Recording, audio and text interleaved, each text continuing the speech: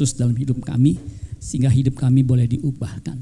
Terima kasih Bapa di surga untuk kesempatan buat kami merayakan Paskah bersama dengan seluruh umat-Mu di muka bumi ini. Kami percaya berita Paskah, peristiwa Paskah adalah peristiwa sejarah yang memang sungguh terjadi 2000 tahun lalu. Kristus mati dan bangkit pada hari ketiga. Dan kami merayakannya hingga detik saat ini. Biar kami bukan hanya merayakannya, tetapi merasakannya dan mengalami kuasa kebangkitan Kristus dalam hidup kami. Sehingga kami menjadi umat, bukan hanya umat pemenang, tetapi lebih daripada pemenang. Terima kasih Bapa di surga. Kami mendengar firman-Mu, kami sangat membutuhkan firman-Mu. Karena firman-Mu yang akan mengubah dan menguduskan hidup kami. Kami buka hati kami buat sabda firman-Mu. Berbicaralah Tuhan, kami siap sedia mendengarkannya. Urapi kami semua, urapi hamba-Mu. Di dalam nama Tuhan Yesus kami berdoa mengucap syukur. Haleluya. Yang percaya diberkati berkata amin. Tepuk tangan buat Tuhan Yesus. Silakan duduk saudara sekalian. Shalom. Ya, apa kabar? Luar biasa, puji Tuhan. Saudara, pada hari ini bersama dengan seluruh umat Kristen di muka bumi ini kita merayakan Paskah. Ya, Paskah bagi umat Perjanjian Baru adalah kebangkitan Kristus. Ya. Saya mengucapkan terima kasih untuk kesempatan diberikan oleh Bapak Gembala Sidang di tempat ini untuk saya menyampaikan kebenaran firman Tuhan. Saudara, tema renungan Paskah pada hari ini adalah Yesus Anak Domba Paskah. Apa judulnya? Yesus Anak Domba Paskah. Ya. Diambil dari Keluaran pasal 12 ayat 5 dan 1 Korintus 5 ayat 7. Nah, saya udah siapkan ayatnya. Saya akan bacakan dua ayat ini saudara. Ya. Keluaran 12 ayat 5. Nah, kalau saudara baca Keluaran 12 ayat 5 itu bicara soal berita atau petunjuk bagi bangsa Israel untuk melakukan Paskah yang pertama kali. Nah, sejarah Paskah itu ada di situ. Ya. Keluaran 12, nanti saudara bisa baca dari ayat 1 seterusnya sampai ayat yang kesekian. Ya. Anak domba itu harus jantan, tidak bercela, berumur setahun. Kamu boleh ambil domba atau kambing. Ya. Nah, ayat ini saudara itu oleh Rasul Paulus itu dikutip ya, sehubungan dengan pelayanannya dia di kota Korintus. Jemaat Korintus pada waktu itu ya, melakukan dosa yang luar biasa.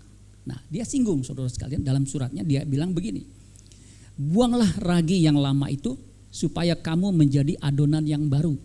Ya, ragi yang lama, ragi bicara soal negatif, ya, soal pengaruh buruk, ya, dosa, kejahatan, ya, harus dibuang. Ya. Saya ulangi, buanglah ragi yang lama itu. Kita juga mesti membuang manusia lama kita. Ya. Supaya kamu menjadi adonan yang baru. Menjadi roti yang baru, menjadi hidup yang baru. Sebab kamu memang tidak beragi. Ya, waktu kita percaya Yesus, kita dibenarkan. Sehingga kita tidak ada dosa lagi. Karena Yesus menghapus segala dosa kita. Sebab anak domba Paskah kita juga telah disembelih. Telah di apa? Disembelih, yaitu Kristus. Nah, saudara sekalian, saya sedikit menjelaskan tentang asal usul ya, perayaan Paskah. Nah, for your information, perayaan Paskah adalah perayaan yang terbesar bagi bangsa Yahudi. Ya, itu dirayakan sehubungan dengan peristiwa bangsa Israel keluar dari Mesir. Harus ada 10 tulah. Nah, tulah yang terakhir adalah kematian anak sulung bangsa Mesir. Ya, jadi kalau bangsa Mesir kalau nggak dihajar dengan tulah ke-10, mereka nggak diizinkan keluar oleh Firaun yang keras kepala dan keras hatinya itu. Ya, jadi tulah ke-10 itu diberitahukan kepada bangsa Israel melalui Musa. Ya, nanti sudah bisa baca di Keluaran 12 itu. Ya, diperintahkan bahwa harus memotong anak domba, menyembelih, kemudian darahnya diambil. Kemudian diteteskan di sebelumnya ya, diteteskan di ambang pintu yang sebelum. Nah, itu darahnya diolesin. Ya. Supaya ketika malaikat maut lewat atau melihat ambang pintu, ya, ada darah, malaikat maut melewati. Ya, makanya Paskah atau Pesah bahasa Ibraninya itu artinya Passover, artinya melewati.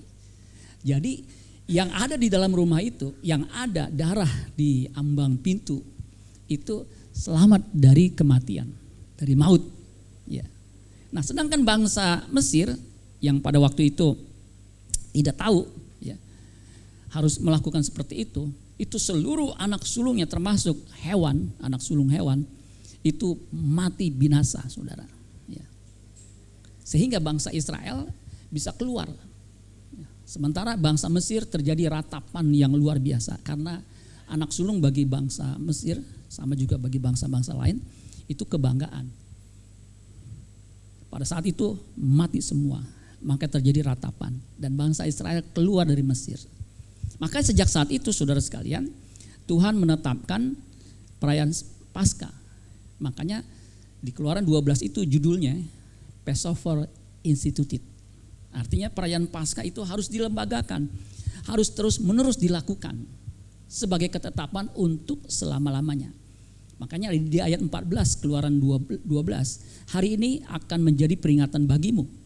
Kamu harus merayakannya sebagai hari raya bagi Tuhan turun-temurun. Kamu harus merayakannya sebagai ketetapan untuk selama-lamanya. Kata selama-lamanya ini artinya selama mereka hidup, selama mereka memegang Taurat harus melakukannya.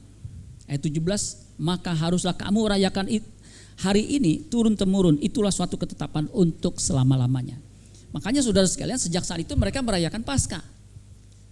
1 hari Paskah, kemudian 7 hari kemudian adalah perayaan hari raya roti tidak beragi, itu masuk kategori Paskah. Jadi ada 2 perayaan penting, hari raya Paskah, kemudian hari raya roti tidak beragi. Artinya pada saat itu, sebagaimana mereka keluar dari Mesir, mereka nggak sempat buat roti yang ada raginya, ya, karena buru-buru dan itu mendesak. Ya.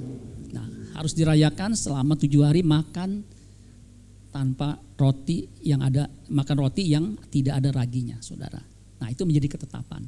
Nah, ketika Yesus mati, saudara sekalian, ya, itu persis pada perayaan Paskah, pada perayaan, ya, menjelang Paskah. Makanya bagi umat perjanjian baru, Paskah itu punya arti baru. Karena peristiwa Paskah yang terjadi di perjanjian lama itu sebenarnya adalah tipologi, itu adalah bayangan. Artinya bukan yang sesungguhnya, itu hanya bayangan, voucher. Ya, kalau kita terima voucher itu bukan duit yang sesungguhnya, tetapi bisa berfungsi sebagai uang. Kalau saudara dapat voucher kemudian saudara ke misal ke Indomaret atau ke Hero atau ke Carrefour, itu bisa jadi uang begitu, tapi bukan uang sesungguhnya. Ya. Itu kalau udah habis masa berlakunya voucher itu hilang. Ya, karena yang sesungguhnya adalah Kristus, bisa diklik. Makanya Ibrani 10 ayat 1, dalam hukum Taurat hanya terdapat bayangan saja. Ya. Karena kejadian peristiwa Paskah itu hanya tipologi menuju kepada kejadian yang sesungguhnya itu Kristus. Bayangan saja dari keselamatan yang akan datang. Dan bukan hakikat dari keselamatan itu sendiri. Karena itu dengan korban yang sama, yang setiap tahun terus-menerus dipersembahkan, hukum Taurat tidak mungkin menyempurnakan mereka yang datang, ya, mengambil bagian di dalamnya. Ya. Memang bangsa Israel itu merayakan atau setiap hari bahkan itu harus memotong domba pagi dan petang sebagai korban penebus salah. Ya. Tetapi dengan kematian Yesus satu kali tidak ada lagi korban petang, korban pagi dan petang. Karena Yesus sudah melakukannya sekali untuk seterusnya. Ya. Kolose 2 ayat 17 sama. Semuanya ini yang kejadian tadi yang saya ceritakan hanyalah bayangan dari apa yang harus datang. Sedang wujudnya ialah Kristus. Nah, kita umat perjanjian baru saudara sekalian tidak ada lagi harus mengorbankan kambing atau domba. Ya. Lagi pula tidak ada bait Allahnya. Ya. Karena untuk korban kambing domba itu korban bakaran itu harus dipotong, ya, lehernya, kemudian dipersembahkan, dibakar di bait Allah. Bait Allah udah nggak ada. Ya. Ada yang mengatakan bait Allah ketiga. Bait Allah ketiga itu saudara dan saya. Ya, kalau bait Allah ketiga harus dibangun secara letterlek di sana, itu perang besar saudara sekalian, ya. Karena yang sekarang itu sudah jadi masjid. Tidak mungkin lagi. Karena memang bait Allah yang ketiga yang sesungguhnya saudara dan saya, di mana Roh Kudus tinggal di dalam diri kita. Ya. Jadi saudara sekalian, perjanjian lama dan perjanjian baru itu punya kesamaan, yaitu imannya kepada Yesus, menuju kepada Yesus. Kalau perjanjian lama, binatang hidup itu yang dipersembahkan, binatang yang tidak haram. Kambing domba itu tidak haram. Tetapi kalau babi enggak boleh, itu haram. Ya. Kalau bagi orang Tiongkok itu harum, saudara ya. Harum ya. Sehingga haram, harap dimakan karena harum, saudara ya. Nah, domba itu waktu dipersembahkan harus dipilih yang tidak boleh ada cacatnya. Ya, cacat apapun, dia pincang, dia buta. Kalau dia budek Pak, ya kita nggak tahu ya. Kalau domba kan susah ngetes kebudekannya ya. Pokoknya nggak boleh yang cacat, yang mungkin bulunya atau ekornya kepotong atau terjadi sesuatu itu nggak boleh. Harus sempurna ya. Yang terbaik begitu ya. Dan domba itu harus disembeli. Makanya pakai pisau tadi ya. Pisaunya mesti tajam disembeli sehingga darahnya tercurah ya. Kemudian harus dibakar ya. Saudara, kenapa dibakar? Itu melambangkan api neraka yang luar biasa panasnya ya. Nggak ada api yang nggak panas ya saudara sekalian. Nah saudara sekalian, sedangkan perjanjian baru ya, korban yang sesungguhnya tadi Yesus yang sudah mati satu kali untuk selama-lamanya. Ya kalau di Yesaya 53 ayat 10 itu sebagai korban penebus salah. Di anak domba yang tidak bercacat, tidak bercela. Itu dipersembahkan. Yesus itu tidak ada dosanya. Makanya di Yohanes pasal 8 ayat 46 dia berkata, siapa di antaramu yang membuktikan aku berbuat dosa? Enggak ada. Ya. Paulus berkata di 2 Korintus 15 ayat 20, dia yang tidak mengenal dosa dibuat atau dijadikan berdosa oleh karena kita. Jadi Yesus tidak mengenal dosa, tidak ada dosa dalam dirinya, bahkan tidak ada tipu daya dalam mulutnya. Ya, kalau kita kan sedikit-sedikit suka bohong, ya. Bohong kok dikit-dikit yang banyak, ya dikit-dikit saudara dikit aja juga udah dosa ya, apalagi banyak. Yesus tidak ada tipu daya. 1 Petrus 2 ayat 21, 22. Enggak ada tipu daya. Bahkan waktu Yesus sebelum disalibkan, sebelum menjelang Yesus disalibkan, itu Pilatus, gubernur pada waktu itu, memeriksa Yesus 3 kali. Nanti sudah bisa baca Yohanes pasal 18, Yohanes pasal 19. Akhirnya Pilatus bilang, aku tidak menjumpai kesalahan sedikit pun pada orang ini yang layak untuk dihukum. Jadi Yesus itu betul-betul anak domba Allah yang sesungguhnya yang bisa menghapus dosa. Ya, dosa dunia, dan dia disembelih saudara sekalian. Artinya betul-betul mati. Ada seorang, bukan seorang sih, di universitas yang namanya saya catat di sini ya, Baylor University Medical Center, ya, Baylor University. Ini universitas jurusannya Medical Center. Nah, para medicine, ya, para clinician, khususnya forensik patologis. Ya, bagian patologis forensik itu meneliti secara mendalam apa yang menyebabkan Yesus mati ketika disalibkan. Yang tidak bisa tidak pasti mati ya, secara medis pasti mati. Dia mengatakan penyebab kematian Yesus itu pulmonary embolism, itu pembekuan pembuluh darah dekat paru-paru sehingga sesak napas, dan itu kalau dibiarkan akan menyebabkan kematian. Cardiac rupture atau rupture, pecah jantung. Jadi jantungnya pecah saudara sekalian karena tekanan-tekanan yang luar biasa. Ya. Kemudian suspension trauma. Suspension trauma itu artinya ketika seseorang tegak berdiri tidak bergerak dalam waktu tertentu, dia akan mengalami trauma suspensi. Ya. Kalau saudara tahu suspensi kan mobil tuh supaya bisa bergeraknya nyaman. Ini kalau dia nggak bergerak gini dalam waktu tertentu, ya, suspension trauma ini menyebabkan kematian. Karena memang Yesus ketika disalibkan itu pakunya itu bukannya di sini, tetapi di sini, di sela-sela. Ya, ada 3 paku, kanan kiri tangan, kemudian kaki itu dijadikan satu, ditancapkan.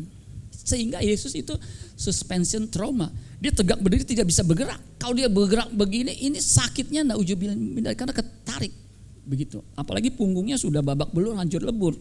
Ya. Yang terakhir itu namanya asphyxiation. Nah, ini asphyxiation ini apa ya? Ini asphyxiation tuh ketika orang mengalami yang disebut dengan gagal napas. Artinya nafasnya itu kurang oksigennya, sehingga menyebabkan ya, otak itu tidak berfungsi, ya, nggak ada asupan oksigen dan menyebabkan kematian. Jadi tidak bisa tidak, Yesus itu pasti mati. Apalagi ketika dilakukan yang namanya fatal step wound. Jadi fatal step wound itu luka yang sangat fatal akibat tusukan. Itu dilakukan di lambung Yesus. Ketika ditusuk, itu bukannya, kalau sudah baca, bukannya darah yang keluar, air yang keluar. Karena darahnya udah habis. Kemudian yang terakhir, yang pasti Yesus mengalami shock, di mana kehilangan banyak darah, pendarahan yang hebat, itu yang mengakibatkan juga kekurangan oksigen. Makanya tidak bisa tidak, Yesus dipastikan akan mengalami kematian. Jadi saudara-saudara, Yesus betul-betul mati di kayu salib. Ya. Jadi jangan, kalau orang mengatakan Yesus nggak mati, dia hanya mati suri. Enggak, betul-betul mati saudara-saudara. Tubuhnya memang betul-betul secara medis nggak bisa enggak. Ya. Kondisinya betul-betul kekurangan oksigen, kehabisan darah. Ya. Tubuhnya kaku ya karena ditegakkan terus-menerus dalam waktu tertentu. Ya. Itu luar biasa saudara. Jadi bisa dipastikan Yesus itu betul-betul menjadi korban sembelihan. Ya. Dia disembelih saudara demi kita. Nah, kita saudara sekalian harus yang memahami pengorbanan Kristus itu harus mau berubah. Ya. Saya waktu kecil kan dari keluarga yang kurang mampu, ya, bukan kurang beruntung. Ya, ada yang mengatakan kurang beruntung. Ya, beruntung. Ya. Kurang mampu, sehingga kalau saya perhatikan papi saya kan sebagai driver, ya, sopir untuk bahan bangunan begitu. Saya mulai mengerti tuh ya, ini mulai SMP kelas 1 saya mulai paham ya, dia pagi udah pergi begitu ya, uangnya nggak banyak, saya tahu dari mana, untuk membiayai makan aja susah. Makanya saya berpikir, aduh ini pengorbanan orang tua begini, kalau udah bayarin duit sekolah, kalau saya nggak benar-benar studi, sayang ya. Maka sejak saya itu belajar luar biasa. Ya. Lampu nggak begitu terang, tapi saya baca paksa. Ya, karena mau belajar. Maka minus saya minus tinggi. Ini karena diinin aja, ya, di cutting sampai tipis. Ya. Minus 8 suruh sekalian. Ya, ini saya baru ganti nih saudara ya. Makanya bening kan. Waktu optiknya bilang minusnya berapa pak? Saya cek dulu, buset minusnya 8 pak. Buset kan ya. Kenapa bisa tipis ini? Ditipisin. Makanya nih harga kacanya mahal sekali terus kan ya. Kalau di optik resmi itu 5 juta. Saya cari optik yang tidak resmi langsung ke pabrik, dapat separoh saudara ya. Kan lumayan, hemat 2,5 juta. Jadi saya baca paksa gitu supaya bisa belajar nilainya tinggi. Dan betul saudara sekalian, saya juara kelas. Ya, sampai SEMEA itu juara umum. Sampai kuliah, saya sambil kerja, sebab saya nggak mau nilainya IP-nya rendah. Makanya saya paksa sakit-sakitan. Karena saya tahu pengorbanan orang tua saya itu. Papi saya sampai jual sawahnya untuk beliin mobil karena kuliahnya jauh dari tempat pekerjaan. Nah saudara juga begitu. Kalau saudara tahu pengorbanan Yesus yang luar biasa, saudara harus mau diubahkan, amin. Nah sekarang kita masuk ke bagian yang ini dulu ya. Ini saya jelaskan sedikit ya tentang Passover Institute. Jadi saudara sekalian di perjanjian lama itu ya umat PL itu keluar dari Mesir. Memang ada tulah 10 tulah. Ya, hidup kita di bumi ini juga mengalami ya hukuman akibat dosa. Ya.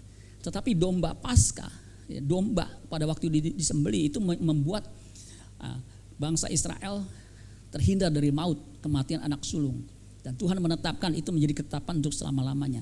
Dan dilanjutkan dengan perayaan roti tidak beragi, menunjukkan bahwa hidup harus berubah. Jangan ada ragi dalam hidup kita, jangan ada dosa, jangan ada celah dalam diri kita. Alkitab mengatakan kalau melanggar yang makan roti yang ada raginya pada perayaan, ya, itu dihukum mati. Itu jelas, nanti sudah bisa baca ya, kita nggak sempat menggali lebih lanjut. Nah, bangsa Israel, perjanjian lama itu perjalanannya menuju ke Kanaan. Yang sekarang diperebutkan sampai saat ini saudara ya. Kanaan. Kalau umat PB bukan Kanaan situ yang menjadi tujuan hidup kita. Ya saya udah lama Pak nggak ke Israel nih, mau apa naik haji apa istilah itu begitu. Nggak perlu kalau nggak ada duit.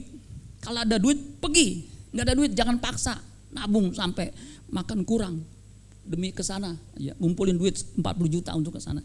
Nggak perlu, banyak keperluan di sini. Tapi kalau saudara punya uang, ya silakan pergi. Nah itu Passover Institute itu harus terus dilembagakan sampai saat ini. Ya, tapi karena nggak ada bait Allah, nggak ada korban lagi yang dilakukan. Sedangkan umat perjanjian baru, saudara sekalian sama. Kita hidup di bumi ini sebagai musafir, kita ini sementara. Tetapi puji Tuhan oleh pengorbanan Kristus di kayu salib, kita bisa menuju ke negeri abadi selama-lamanya. Jadi ingat, di bumi kita ini sementara hanya musafir, amin. Jangan terlalu betah tinggal di bumi ini. Memang kalau orang-orang kaya saudara sekalian, rumahnya besar, ya. Tipe yang kalau kita kan tipe 21 ya. Kalau dia betul-betul tipe 21, 2 lantai, 1 kolam renang. Ya. Begitu nyaman, itu menyebabkan dia betah, nggak mau pulang ke sana. Akibatnya apa? Hidupnya sembarangan saja. Tetapi ketika di ujung maut, orang kaya ketakutan. Sebab apa? Nggak siap menghadapi kematian. Karena dia nggak tahu bahwa perjalanan hidupnya sebenarnya adalah Kanaan yang baru.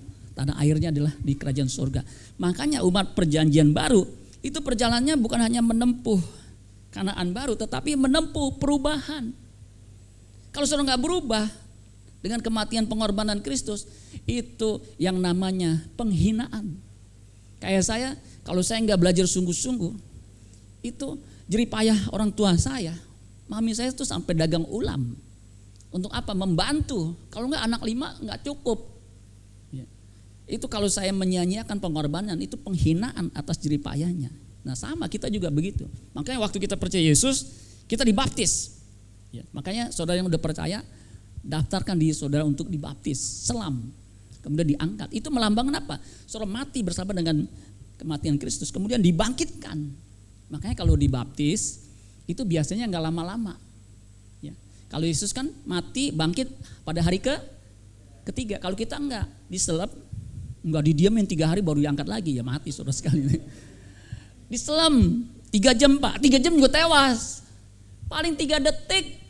Dalam nama Bapa, Anak dan Roh Kudus, di dalam nama Yesus aku membaptis engkau. Namanya siapa? Nikolas. Blebus. Kalau bengek gimana kalau bengek? Ayo. Iya makasih. Ya. Kalau bengek gimana saudara? Waktu di gereja kami ya, dia bengek. Om maaf om, saya kalau dibaptis nggak kuat lama nahan napas. Emang kenapa? Bengek, asma. Jadi pasti pakai inhaler gitu. Nggak usah khawatir, saya pasti telep paling juga 10 menit. 10 menit mati saya om. Enggak lama. Ya. Kamu tenang aja, nggak usah takut. Kalau takut malah makin ini. Dan betul saudara ketika dibaptis dia berserah. Aku berserah. Blub. Aman aja tuh, aman. Cuma 3 detik masa nggak tahan. Ya. Jadi saudara sekalian melambangkan apa? Kematian dan dibangkitkan bersama Yesus untuk hidup yang baru. Makanya dibaptis itu cuma sekali, dibenarkan sebagai anak Allah, statusnya berubah.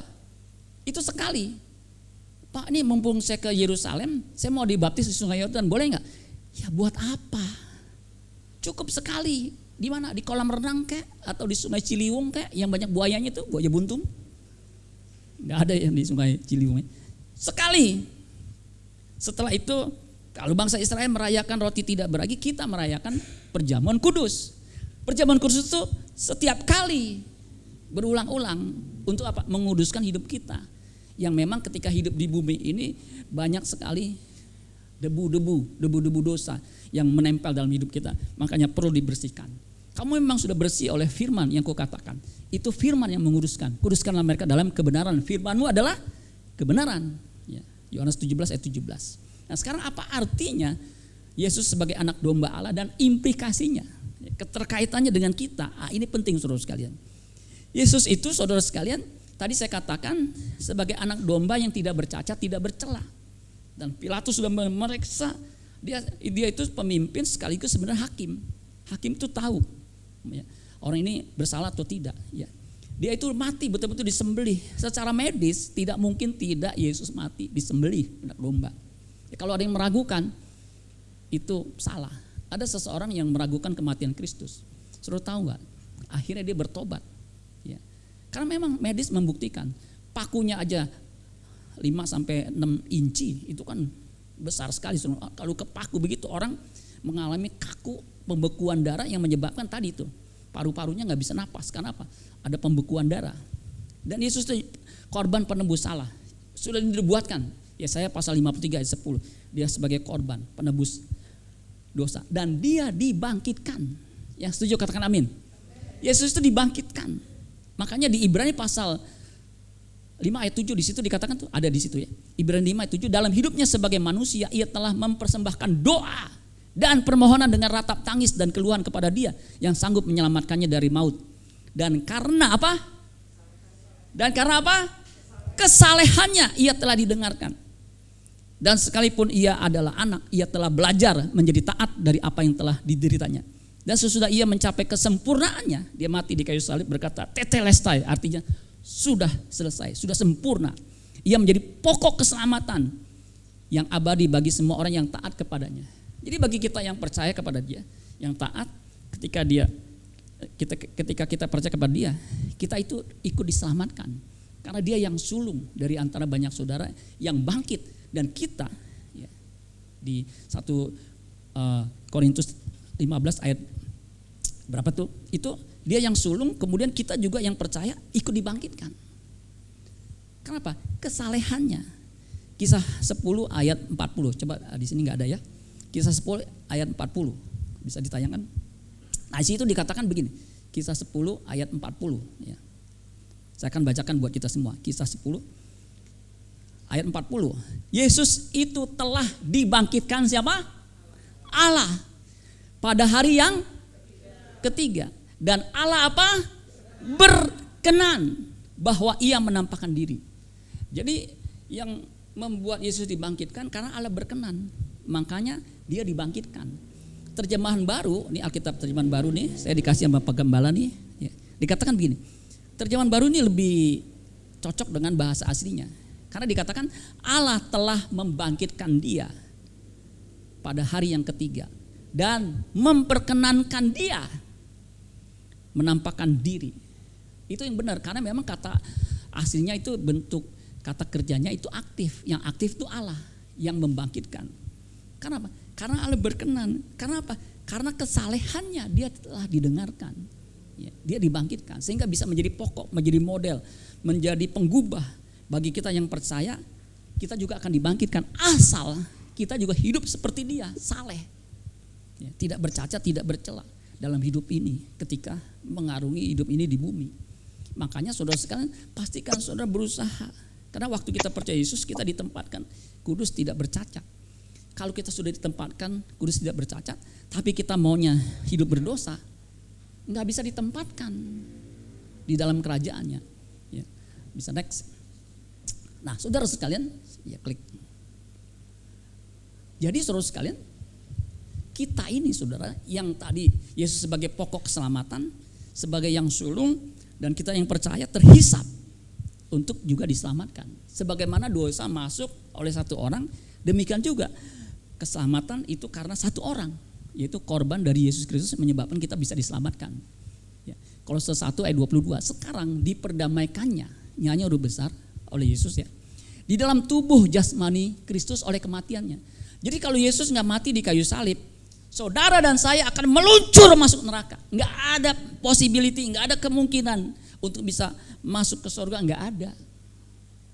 Makanya betul tuh Yohanes Pembaptis berkata, Yohanes 1 ayat 29, lihat anak domba Allah yang mengangkut, yang mengangkat, yang menghapus dosa dunia, dosa manusia, siapapun dia. Yesus juru selamat dunia. Itu betul. Dosa dunia, dosa semua umat manusia. Untuk menempatkan kamu, saya ulangi, sekarang diperdamaikan di dalam tubuh jasmani Kristus oleh kematiannya untuk menempatkan kamu kudus dan tak bercelah. Kalau hewan domba itu yang dipilih yang tidak bercelah, demikian juga dengan kita. ketika kita menerima Yesus, kita harus mau seperti yang Yesus inginkan, yaitu ditempatkan tidak bercela, tak bercacat di hadapannya. Sebab itu kamu harus bertekun dalam iman. Jadi untuk bisa hidup saleh, hidup kudus, hidup tidak bercela, tekun. Coba katakan tekun. Ya. Tekun itu apa ya? Jangan mudah menyerah. Ya, kita kan dikit-dikit dosa. Ya. Apalagi kalau jalan di mall. Ya. Istri saya suka jalan ke mall. Makanya ada lagu kesukaannya, mall, mall, mall, I want mall. Ya itu kalau di mall kan kita nggak bisa melarang orang pakaiannya mesti pakaian yang sopan, nggak bisa. Ada pakai rok mini, ya. Ada yang pakai celana gemes, itu kan sulit saudara sekalian kita melarang melarangnya. Mau nggak mau kita mesti pakai kacamata kuda begitu saudara. Lihat ada yang pakai rok mini, nggak dilihat sayang, dilihat dosa, gimana nih gitu. Ya. Tetapi kita harus tekun berusaha. Ya. Makanya Alkitab mengatakan Amsal, orang benar jatuh sekali, bangkitnya berapa kali? 7. Artinya jatuh memang kan nyungsep. Tapi ketika bangkitnya lebih dari 1 kali, itu meningkat. Ada lompatan namanya. Itu memang perjuangan. Ya. Karena semua orang, saudara, mengalami perjuangan yang sama. Nanti saya jelaskan. 2 Korintus 5 ayat 15. Dan Kristus telah mati untuk semua orang. Ingat tuh, semua orang. Yang namanya orang itu semua. Orang itu semua yang hidup. Yang orang katakan amin. Ada yang gak amin, ada yang saudara. Kita semua orang, jadi Yesus mati untuk semua orang. Jangan bukan hanya untuk orang Kristen doang. Semua orang. Dia mati. Makanya semua orang itu punya possibility untuk masuk ke dalam kerajaannya. Ya. Ini bukan universality. Bukan saudara sekali, karena memang Alkitab mengatakan gitu. Kalau Yesus nggak mati di kayu salib, ya, semua orang tuh meluncur masuk neraka tanpa kecuali, mau pendeta mau apa. Ya, kalau Yesus nggak mati itu sia-sia iman kita. Dan Kristus telah mati untuk semua orang supaya mereka yang hidup, perhatikan, mereka yang hidup tidak lagi hidup untuk dirinya sendiri, hidup dalam dosa, hidup menurut keinginan daging, tetapi untuk Dia yang telah mati dan telah dibangkitkan untuk mereka. Ya, jadi kita hidup untuk Yesus. Makanya Paulus berkata, bagiku hidup adalah Kristus, mati adalah keuntungan. Kalau yang orang yang hidup bagi Kristus, hidup tidak bercacat, tidak bercela, itu mati untung. Makanya orang Kristen tidak akan takut lagi mengalami kematian, tidak lagi takut mati. Ada anak remaja ketika di ICU, di sekarat, itu dia ketakutan saudara. Tolong saya takut, tolong. Remaja mati juga ketakutan. Orang tua juga begitu. Kalau nggak di dalam Tuhan, dia takut. Aduh, ini gelap gimana nih? Tetapi kalau orang dalam Tuhan, ketika menghadapi maut, aku berserah, seperti Yesus. Ia menyerahkan nyawanya. Makanya jangan terlalu betah di bumi ini. Amin saudara sekalian. Hidup ini sebenarnya mempersiapkan hari kematian. Hari Kamis yang lalu saya sulit untuk menyampaikan khotbah. Saya kan memang mungkin lebih sering khotbah di pemakaman atau di duka. Makanya khotbah duka saya itu lebih banyak daripada khotbah yang lainnya. Itu jauh lebih banyak, saya punya koleksi banyak begitu ya. Tetapi saya diminta untuk khotbah bayi yang meninggal baru 26 hari. Itu literaturnya nggak ada saya saudara sekalian. Apa yang saya mesti khotbahin? Pusing saya nih. Besok mesti khotbahnya. Aduh, saya doa Tuhan apa ya? Memang sulit saudara sekalian. Bagaimana bisa ngomong di depan orang tuanya yang nangis ya, yang udah mengandung 9 bulan. Nangis terus. Apalagi bapaknya. Aduh. Kakak-kakaknya 3. Aduh. Ini anak laki satu-satunya lagi saudara yang diharapkan begitu ya. Yang lainnya kan anak perempuan. Sulit saudara sekalian. Tapi Tuhan kasih hikmat. Ya. Kasih hikmatnya ini luar biasa ya. Saya waktu belajar teologi itu terjadi perdebatan dan tidak ada kesimpulannya. Ya. Saya baca di Yesaya pasal 69 ayat 29 kalau nggak salah ya. Setiap orang tercatat namanya di kitab kehidupan. Nah, saya punya hikmat. Jadi setiap orang yang lahir namanya tercatat di kitab kehidupan. Kemudian namanya akan terhapus kalau melakukan kejahatan. Tuhan akan murka bagi orang yang membinasakan kebenaran. Jadi dari ayat ini saya bisa simpulkan, dalam anugerah Allah, ketika seorang bayi yang dalam dunia medis, ya, bayi yang belum 1 bulan meninggal, yang disebut dengan namanya neo, ya, itu neo itu baru ya, neo birth death, ya, kelahiran baru yang kematian akibat kematian dari bayi yang lahir baru begitu, masih baru gitu, sebelum 1 bulan itu berarti masuk dalam neonatal death. Natal itu kan lahir, neonatal death itu bayi yang 1 bulan. Dalam anugerah Allah, bayi yang lahir neonatal death itu diterima di kerajaannya. Kenapa? Karena dia belum tahu apa yang baik, yang jahat, belum bisa melakukan perbuatan. Kenapa? Orang dihakimi menurut perbuatannya. 2 Korintus 5 ayat 10, menurut perbuatannya. Jadi kalau perbuatannya setelah terima Yesus, ya, perbuatannya berkenan. Ketika aku lapar kamu memberi aku makan, ketika aku haus kamu memberi minum, ya, ketika aku dalam penjara kamu mengunjungi aku, itu perbuatan baik. Itu Tuhan perhitungkan. Makanya jangan sampai kita disesat oleh pengajaran yang salah. Percaya Yesus pasti masuk surga, itu amin, baru separuh benar. Tetapi hidupnya amburadul, narkoba, selingkuh, korupsi. Kira-kira orang seperti ini masuk surga nggak, saudara sekalian? Yang nggak percaya Yesus bisa lebih baik dari ini, ya, bisa setia sama istrinya, bisa baik sama anak-anaknya. Nah ini, tapi dia udah dibaptis selempak, bahkan di Sungai Yordan. Kayak begini menurut saudara secara logika aja, etika aja, nggak mungkin diterima di dalam kerajaannya. Makanya saudara sekalian, apalagi kita yang diberi banyak, dituntut banyak. Saudara mendengar kebenaran, makanya para pengkhotbah itu yang dituntut banyak. Karena apa? Dia ngerti kebenaran. Tapi kalau dia tidak melakukannya, dia seperti orang Farisi dan orang Saduki yang akan dihakimi lebih dahulu. Makanya penghakiman itu dimulai dari rumah Allah. Ya, jadi saudara sekalian, Tuhan menempatkan kita untuk kudus, tidak bercacat. Nah, implikasinya apa? Ya, klik. Hidup kita harus saleh. Katakan saleh.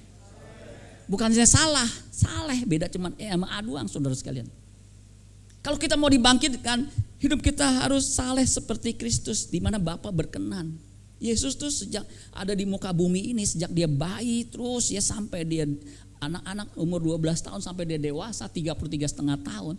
Itu Bapa berkenan. Makanya ketika dia dibaptis pada usia 30, Bapa berkata, inilah anakku yang kukasihi, kepadanya aku berkenan. Ketika dia dimuliakan, ada Elia dan ada Musa, ya, itu Petrus, Yohanes, Yakobus mendengar suara dari sorga, inilah anakku yang kukasihi, kepadanya aku berkenan, dengarkanlah dia. Makanya Alkitab betul, Tuhan berkenan, Tuhan memperkenankan dia menampakkan diri karena apa? Kesalehannya. Nah, kesalehan itu tidak mudah, makanya perlu dilatih. Tadi itu betul, setelah Paskah itu ada roti tidak beragi, itu kita harus selama 7 hari. Kalau ini selama seumur hidup, kita harus melatih hidup saleh. Nggak bisa mendadak. Saleh itu nggak bisa mendadak. Tiba-tiba saleh, bisa nggak? Nggak bisa. Kalau kaya bisa nggak mendadak? Bisa. Lu kawin aja sama orang kaya, konglomerat kaya lu. Betul nggak saudara? Saya punya teman ngundang saya untuk penyerahan rumah. Saya bilang, pendeta lu aja, gua kan bukan pendeta lu, kita kan temen doang. Enggak, saya maunya kamu aja. Ya karena didesak saya datang. Pas saya lihat rumahnya, buset deh, mewah sekali. Lantainya saya lihat gini bisa ngaca.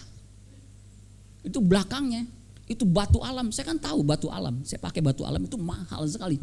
Dia tuh satu permukaan begitu panjang itu 20 meter, tingginya 4 meter. Berarti kan hitungannya sendiri tuh 4 kali 20 itu batu alam begitu. Saya bilang, wah ini majang duit di sini nih. Waduh, saya bilang luar biasa ya. Karena dia kawin sama anak orang kaya. Jadi anak mantu orang kaya. Bisa mendadak. Dangdut bisa gak mendadak? Bisa mendadak dangdut, betul gak? Tadi nyanyi rock. Ya, bisa gak mendadak dangdut? Kok tahu? Ada filmnya mendadak dangdut. Siapa pemerannya? Oh, kok tahu? Titik Amal ya.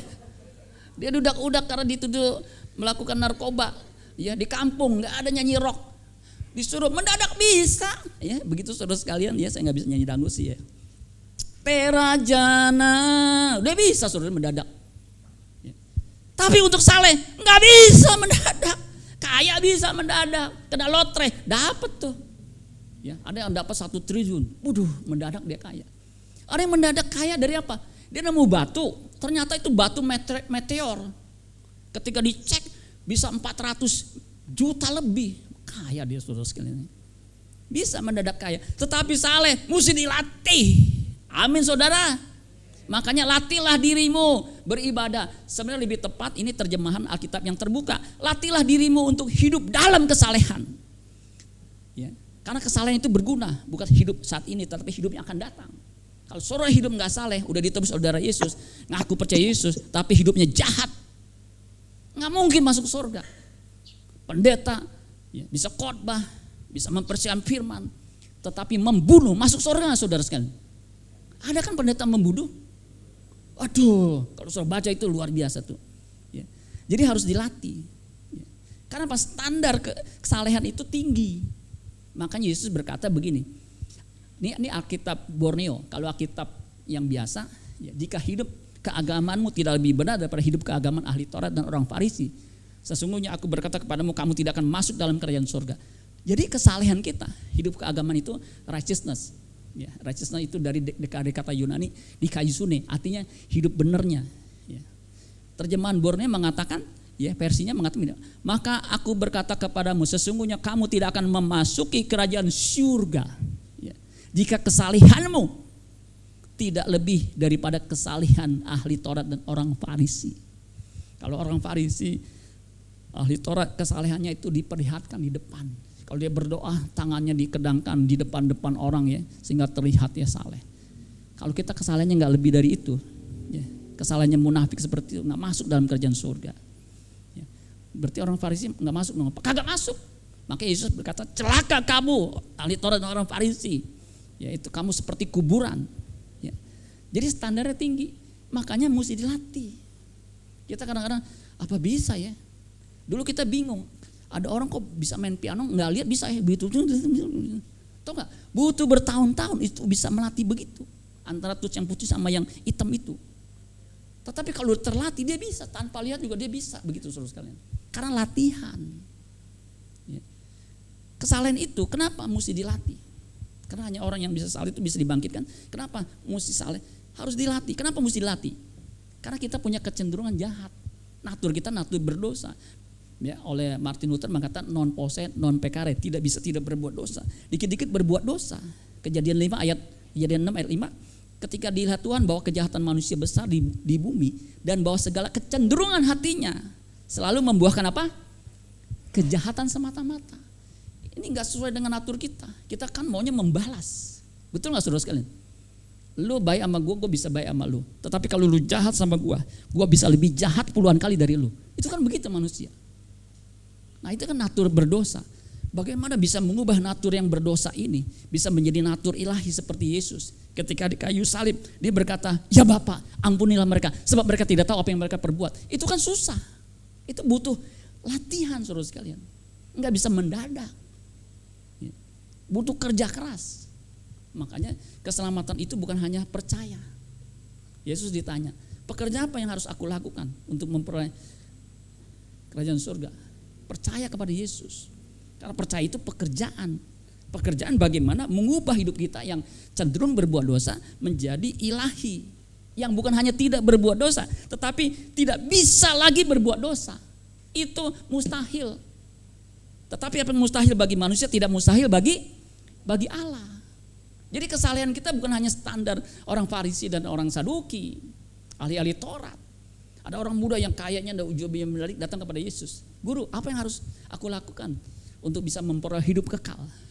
Topik tentang hidup kekal itu lagi populer pada waktu Yesus hidup.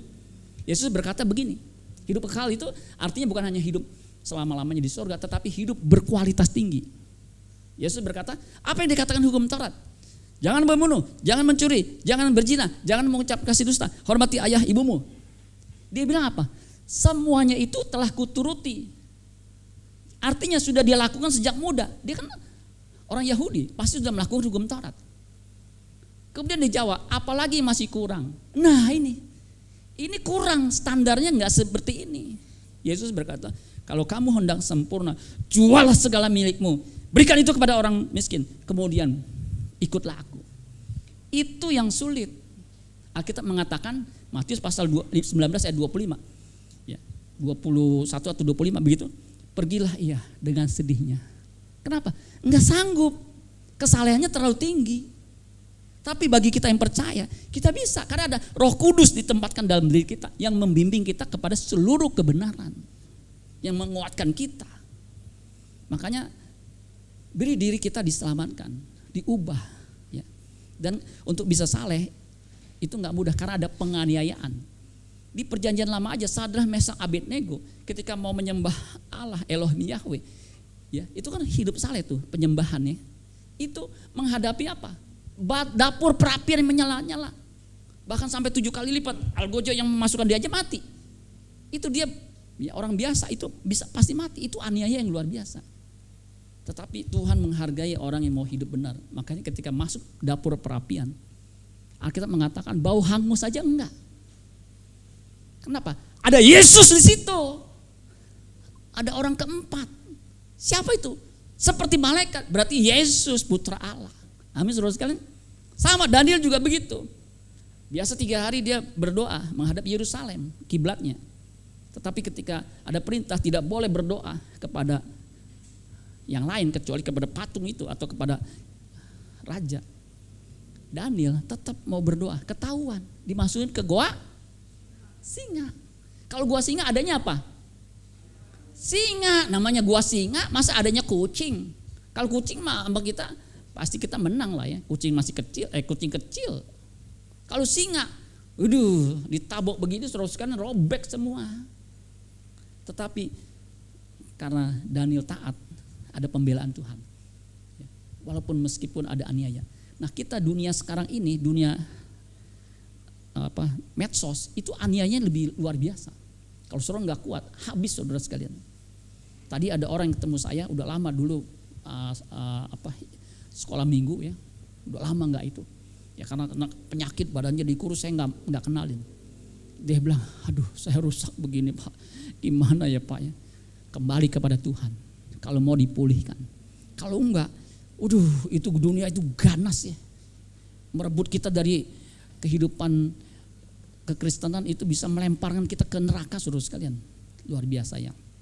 Slide terakhir saudara sekalian. Jadi saudara sekalian kita harus mengerti bahwa kesalehan itu segala-galanya. Tidak ada orang yang bisa mengalahkan orang yang hidupnya saleh. Makanya saudara kalau benar ya nggak usah takut. Amin saudara sekalian. Istri saya kan belum lama jatuh nih. Itu operasi kan mahal sekali ya. Nah, itu luar biasa saudara sekalian. Saya juga jujur aja ya. Nah, saya lihat bilnya luar biasa ya. Kalau gosok saya nggak masalah. Karena kartu kredit saya kan limitnya gede. Yang jadi masalah itu bayarnya saudaranya. Gosok bisa sampai 200 juta juga bisa ya. Masalahnya kan mesti dibayar, betul nggak? Kalau gosok mah nggak masalah ya. Karena pernah digosok 200 juta sekali gesek gitu, nggak ada masalah. Yang jadi masalah, nah, tahu saudara ya. Istri saya udah atur, udah nanti 3 kali aja bulan begitu terus kan. 3 kali bulan tanpa bunga tetap dibayar, betul nggak? Saya bilang saya mesti hemat apa lagi ya, mesti apa lagi begitu terus kan. Ya. Tapi puji Tuhan ya udah 90% tercukupi. Ya. Makanya saya bisa makan siang enak saudara sekalian. Kalau nggak pusing saudara gimana ya? Ya nanti istri saya aja yang bersaksi dah ya. Nah, jadi saudara sekalian kesalahan itu harus terus ya. Kalau diklik itu harus terus menerus bergerak. Ya. Itu menjadi irama, harus kita institusikan, harus lembagakan, harus jadi kebiasaan. Cara hidup yang lama itu yang diwarisi nenek moyang kita harus hapus. Ya, karena itu akan membawa kita kepada kebinasaan. Kita harus memiliki kehidupan yang baru. Karena kita sudah ditebus oleh darah Yesus yang kudus. Maka hidup kita harus kudus, tidak bercacat, tidak bercela. Supaya kita bisa menikmati kehidupan kekal bersama dengan Bapa di surga. Amin buat firman Tuhan. Tepuk tangan buat Tuhan Yesus. Saya undang kita bangkit berdiri. Kita nyanyikan lagu Terlalu Besar.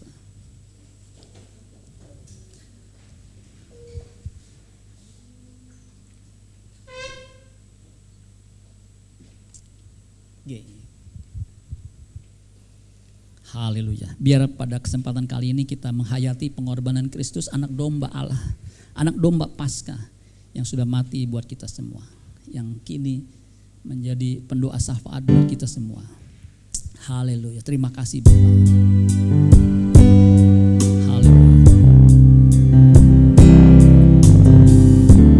Telah kulihat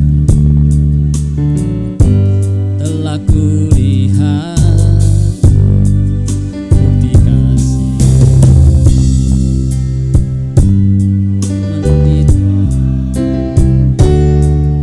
dengan darahmu,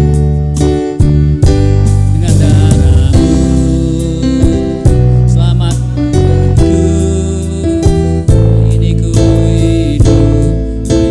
Sekali lagi katakan telah kulihat, biar kita boleh melihat dan merasakan kasih Tuhan.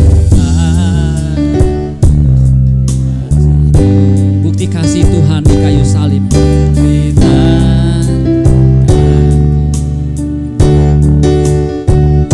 Dengan darahmu kau selamatkanku, ini ku hidup menyenangkan. Katakan terlalu besar kasih-Mu Bapa, pengorbanan yang Kau berikan bagiku terlalu mahal, darah-Mu Yesus tercurah untuk menebus hidupku. Terlalu besar kasih-Mu Bapa, pengorbanan yang Kau berikan bagiku terlalu mahal, darah-Mu Yesus tercurah untuk menebus hidupku. Tercurah untuk menebus hidupku. Sekali lagi, tercurah untuk menebus hidupku. Tepuk tangan yang paling meriah. Haleluya. Kami bersyukur Tuhan, pada siang hari ini kami diingatkan oleh pengorbanan-Mu di kayu salib yang menyebabkan kami bisa hidup kekal bersama dengan Tuhan. Engkau sudah bangkit, biar kami boleh bangkit mengalami kebangunan rohani. Hidup kami terus naik, memiliki kekudusan standar Tuhan. Karena itulah yang Tuhan kehendaki ketika kami sudah ditebus oleh darah-Mu. Kami ditempatkan hidup tidak bercacat dan tidak bercela. Kami sudah ditebus oleh darah yang kudus, oleh darah-Mu yang mahal itu. Bukan dengan emas atau perak, tapi dengan darah yang mahal. Sehingga kami boleh hidup berkenan di hadapan-Mu Tuhan. Mampukan kami Tuhan bukan hanya mengerti kebenaran firman-Mu, tetapi juga melakukannya dalam kehidupan kami sehari-hari. Kami percaya dengan pertolongan Roh-Mu yang kudus, kami bisa hidup benar di hadapan-Mu. Di dalam nama Tuhan Yesus kami berdoa mengucap syukur. Haleluya. Yang percaya diberkati berkata amin. Tepuk tangan.